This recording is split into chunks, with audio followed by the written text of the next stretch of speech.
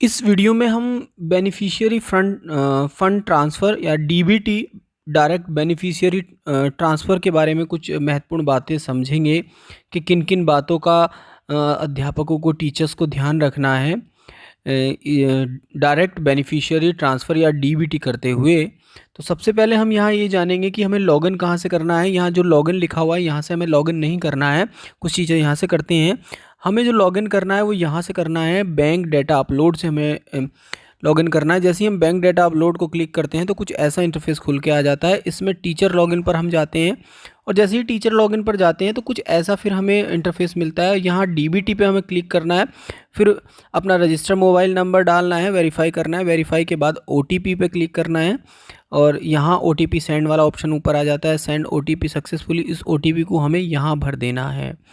यहाँ हमें एक चीज़ का और ध्यान रखना है, यदि हमारा फ़ोन नंबर रजिस्टर्ड नहीं है तो 1800 पर हम जाकर रजिस्टर्ड कर देंगे और यहाँ हम लॉगिन ओटीपी डालने के बाद लॉगिन पर क्लिक करेंगे। साइट थोड़ी बिजी चल रही है तो you are already login with another device, तो इसके ओके करेंगे। You want to log out other device से, तो यहाँ से फिर ओके करेंगे। उसके बाद भी वह खुल के नहीं आया तो एक बार फिर हम दोबारा से लॉगिन के बटन को दबा देंगे।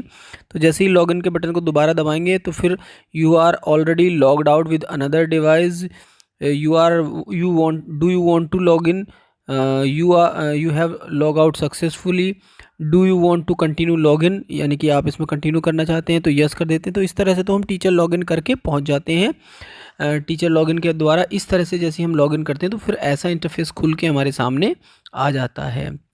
इसमें हम देखेंगे कि यहाँ जहाँ से हमने बैंक डेटा अपलोड किया था उसी के नीचे यहाँ जाके डायरेक्ट बेनिफिशियरी ट्रांसफ़र वाला मॉड्यूल है, इसको हम जैसे ही क्लिक करते हैं तो यहाँ इंटरफेस ये खुल के आता है।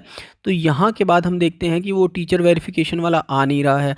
तो यहाँ हमें क्या करना रहता है, अपने 2020-21 की छात्र संख्या यहाँ हमें डालनी रहती है। यहाँ हमें छात्र संख्या डालनी है। तो जैसे ही हम छात्र संख्या डालते हैं, छात्र संख्या डालते हुए हम घबराते हैं, हम सोचते हैं कि अभी हम एडमिशन और होंगे कहीं वो, तो इसमें जितनी भी करंट में आपकी छात्र संख्या है वो हमें डालनी है। ऊपर हमने यूडाइस डाला है, यूडाइस कैटेगरी डाली है और यहाँ हमने टोटल स्टूडेंट और बॉयज़ एंड गर्ल्स हमने डाल दिए हैं। जो हम बॉयज़ एंड गर्ल्स इसमें हम फिल कर रहे हैं, यहाँ से आप देखोगे बॉयज़ एंड गर्ल्स हमने फिल किए हैं। उसके बाद हम सेव कर देते हैं। हमें ये जितने भी हमारे बॉयज़ एंड गर्ल्स हैं ये डीबीटी को अफेक्ट नहीं करेगा। सबसे महत्वपूर्ण बात हमें यही समझने की है कि डीबीटी वाली चीज़ को इसको अफेक्ट नहीं करेगा जब तक आप अपडेट नहीं करोगे। तो यहाँ से आप देखोगे डाटा सेव सक्सेसफुली हो गया है। उसके बाद कुछ ऐसा इंटरफेस खुल के आपके सामने आ जाएगा। ये टोटल इनरोल्ड स्टूडेंट और पेंडिंग फॉर टीचर वेरिफिकेशन। तो आप देखोगे कि जितने आपके इनरोल्ड हैं वो हो सकता है कि जैसे हमने 21 भरे तो ये लास्ट सेशन के उठा रहा हो, तो ये वेरिफिकेशन के लिए है मेनली। तो यहाँ से हम क्या करेंगे, जो पेंडिंग फॉर, इस फर्स्ट नहीं सेकंड जो मॉड्यूल यहाँ लगा हुआ है पेंडिंग फॉर टीचर वेरिफिकेशन, इसको हमें क्लिक करना है। जो फर्स्ट वाला है उसे नहीं करना है, तो टोटल स्टूडेंट सेकंड वाले को हमें करना है, फर्स्ट को नहीं करना है।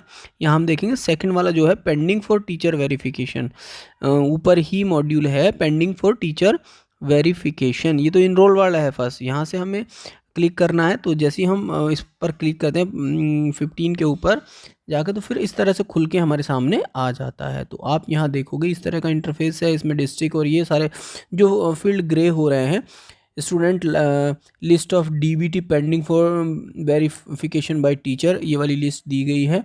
तो इसमें से ये सारी एंट्री उसमें दी गई हैं। ये अभी पिछले साल के बच्चों का डेटा भी यहाँ शो करा। यहाँ केवल डीबीटी अपडेशन से मतलब है, आपके यहाँ खाद्यान्न बटा है नहीं बटा है। यहाँ आप देखोगे कि guardian name, account holder name, यानी कि अकाउंट होल्डर का नेम यहाँ भरना है। सबके फील्ड में यहाँ कुछ भी नहीं है।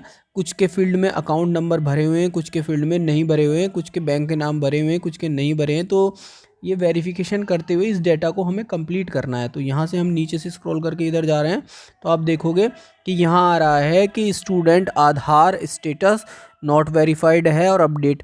तो यहाँ अपडेट को हम क्लिक करते हैं। अपडेट को क्लिक करके हमारे पास फॉर्म आ जाता है जहाँ से हमें अपडेट डेटा करना होता है।